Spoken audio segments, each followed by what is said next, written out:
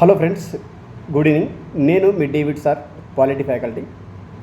ఈరోజు ఉన్నటువంటి పేపర్స్లో చూసినట్లయితే హెడ్లైన్స్లో వచ్చినటువంటి ఒక పాలిటీకి సంబంధించినటువంటి అంశం ఏంటంటే పార్టీ ఫిరాయింపుల చట్టము అనే దాని గురించి కొంత ఇన్ఫర్మేషన్ రావడం అనేది జరిగింది.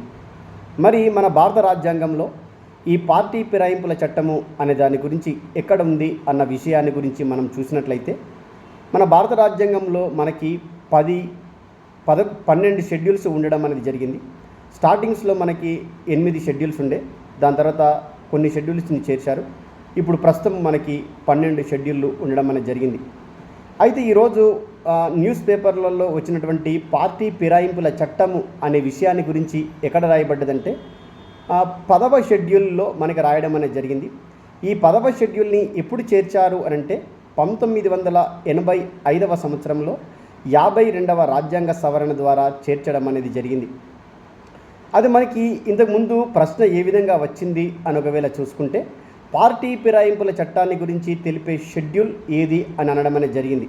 పార్టీ ఫిరాయింపుల చట్టం గురించి తెలిపే షెడ్యూల్ 10వ షెడ్యూల్. ఈసారి ఏ విధంగా ప్రశ్న వచ్చే అవకాశం ఉంది అనంటే పార్టీ ఫిరాయింపుల చట్టాన్ని ఏ రాజ్యాంగ సవరణ ద్వారా రాజ్యాంగంలో చేర్చారు అని అంటాడు. అంటే మనకి 52వ రాజ్యాంగ సవరణ ద్వారా చేర్చడం అనేది జరిగింది. ఈ సవరణని మరొకసారి సవరించారు. ఎప్పుడనంటే 2003 సంవత్సరంలో సవరించారు. ఏ రాజ్యాంగ సవరణ ద్వారా అంటే 91వ రాజ్యాంగ సవరణ ద్వారా. ఈ 91వ రాజ్యాంగ సవరణ అనేది ఎప్పటి నుండి అమలైంది అని ప్రశ్న వచ్చే అవకాశం అనేది ఉంది. 2004 జనవరి 1 నుండి ఈ 91వ రాజ్యాంగ సవరణ అనేది అమలు కావడం అనేది జరిగింది.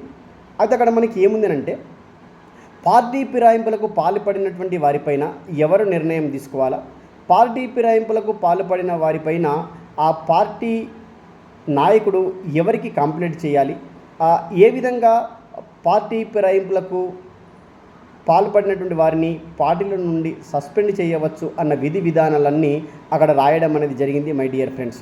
అయితే ఇక్కడ మనకి ఏంటంటే ఈ పార్టీ ఫిరాయింపుల చట్టము అనేటటువంటిది ఏదైతే ఉందో ఎవరైతే పార్టీ ఫిరాయింపులకు పాల్పడ్డారో మినిమం 15 రోజుల లోపు వాళ్ళపైన మనం కంప్లైంట్ చేయాల్సి ఉంటుంది. దాని తర్వాత 6 నెలలు దాటకంటే ముందే ఏదో ఒక నిర్ణయాన్ని ఖచ్చితంగా తీసుకోవాల్సిన అవసరం అనేది ఉంటుంది.